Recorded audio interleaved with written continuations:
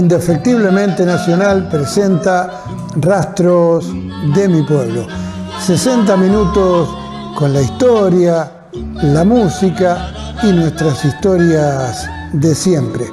Rastros de mi pueblo, por Canal 2, Gol Cable. Hola queridos amigos, aquí estamos nuevamente compartiendo Rastros de mi pueblo. Y hoy le voy a dar la bienvenida a un amigo, en una buena parte algo colega, ¿no?, de profesiones de otros tiempos, seguramente usted lo conoce. Se trata de Raúl Mesina, así lo conocen todos, pero el nombre completo es Salvador Raúl. ¿Qué tal? ¿Cómo está? Bien, bien, querido, bien. Gracias por venir. Bueno, gracias por invitarme. Bueno, de eso se trata, ¿no? De convocar a nuestros vecinos, gente que tiene historias para contar. Me alegro mucho a esta altura de mi vida, me alegro mucho. Y usted le vamos a contar a la gente, tiene 88 años. 88 años. Nací un 28 de julio de 1937. Nací en un rancho que estaba ubicado en la continuación de la Ruta 7, la continuación de la calle Rawson, cuando cruza la Ruta 7, de ahí unas 10, 12 cuadras, ese rancho estaba a la mano izquierda. Ahí vivía una tía, hermana de mamá. Y como papá y mamá estaban de puestero en una estancia para lo de Cucuyú, cuando mamá estaba próxima a tenerme a mí, papá la trajo a la casa de la hermana, que en qué iban a venir allá cuando mamá se descomponía. La trajo a la casa de la hermana.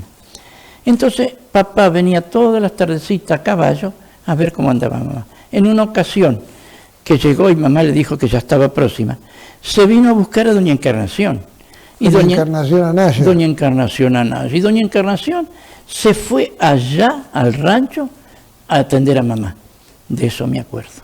Porque de eso se trataba, ¿no? Antes iban a buscar la partera, era como decían en el campo, antes lo tiró de las patas. Señor.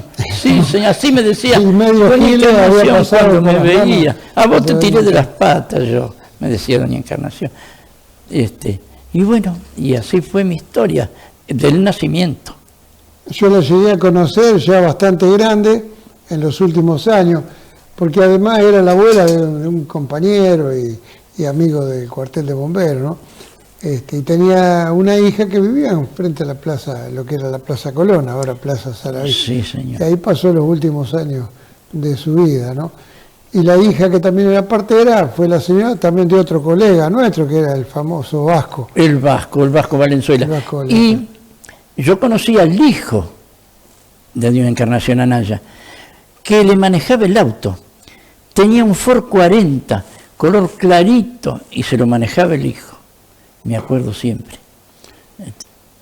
¿Y ese hijo vivía acá en Gil o se fueron después de acá del pueblo? Ay, yo de eso no me acuerdo, no.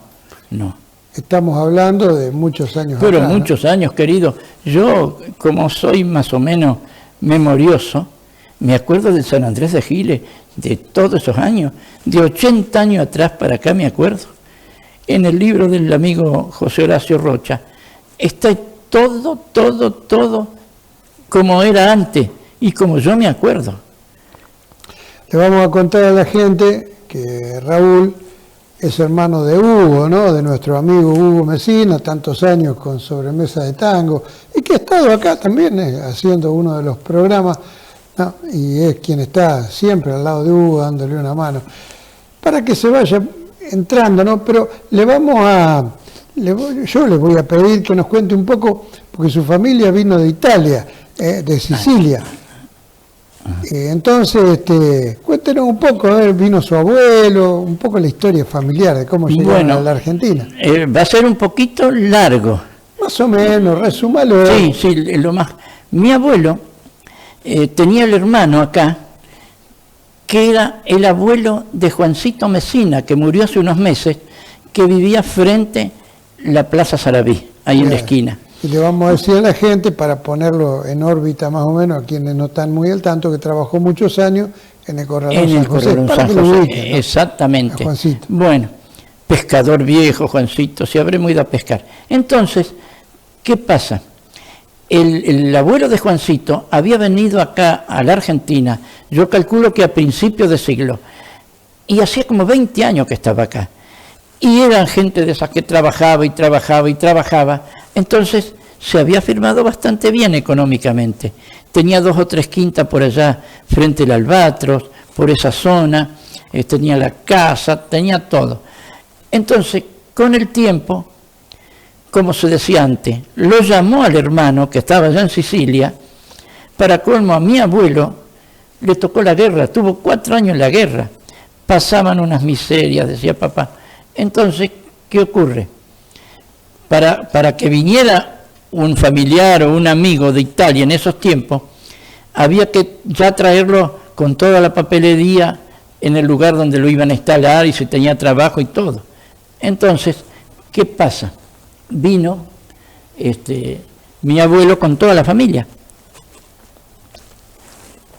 Él consiguió trabajo, pero papá y el otro tío que yo tenía tuvieron que ir a trabajar en los campos, por ahí. Donde se conseguía algo, claro. Claro.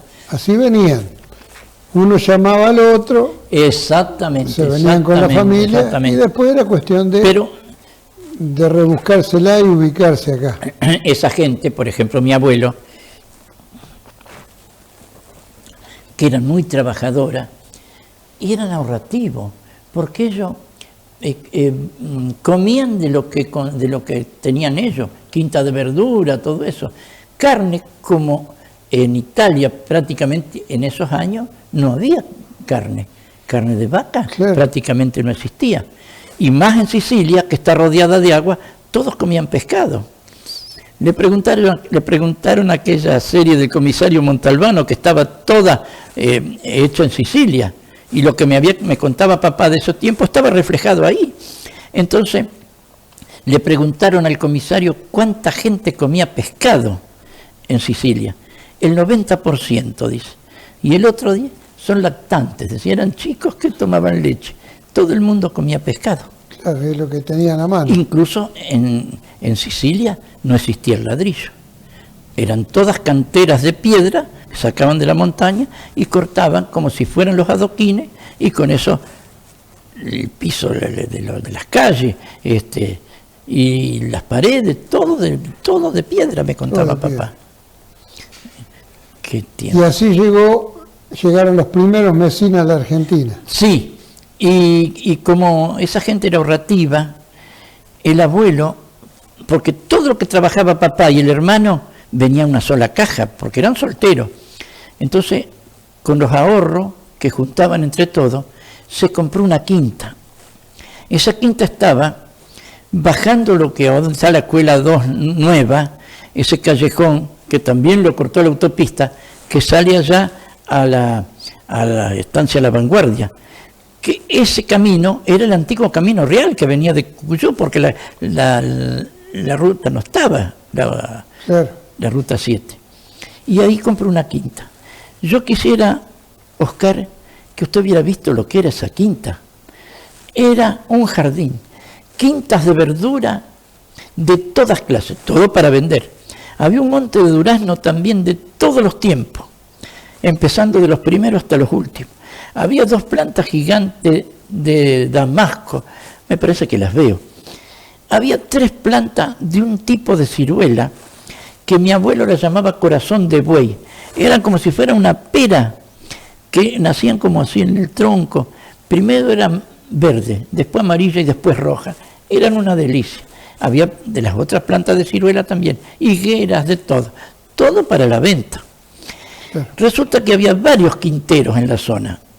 Mi abuelo, el hermano, que lo llamó, la familia Siliti estaba también en la zona, y creo que otro que había era un señor Dércole, que supo tener la quinta, lo que es la avenida Scully, por ahí pasando el instituto. ¿Sabe el trabajo que hacían, Oscar? Como todos sembraban al mismo tiempo, a propósito, pedían un vagón en la estación, un vagón al ferrocarril.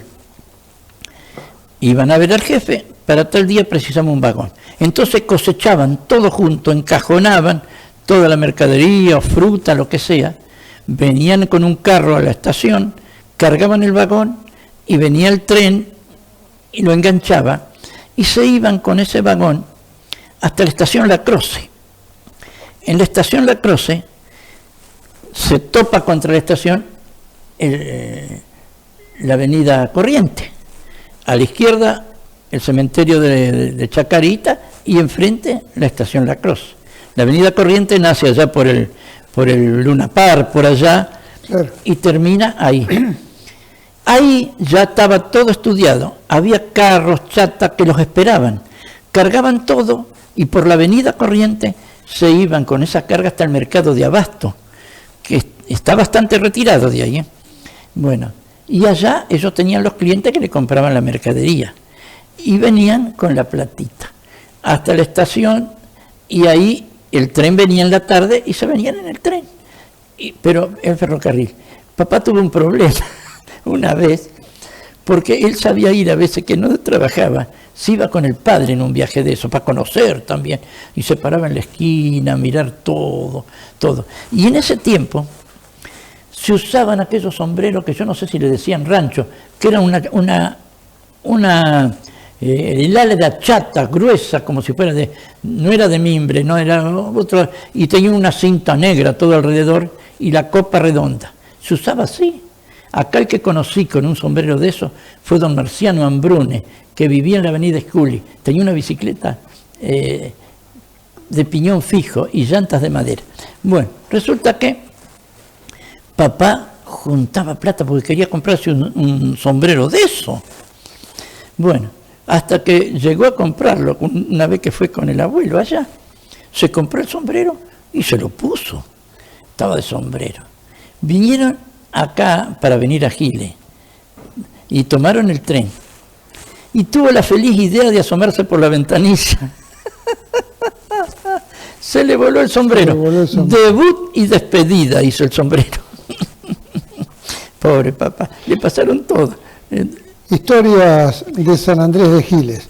Le vamos a proponer hacer nuestra primera pausa para la música, como siempre, y ya volvemos para seguir buscando los rastros de mi pueblo.